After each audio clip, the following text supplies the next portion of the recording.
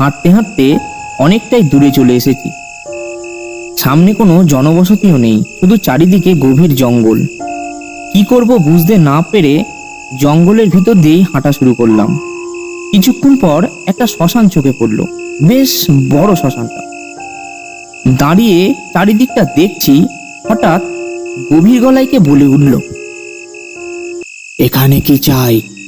চমকে পেছনের দিকে তাকাতেই দেখলাম এক সাধু দাঁড়িয়ে আছে। সে কি ভয়ানক, তার চোখ দুটো টকটকে লাল, দানবের মতন চেহারা।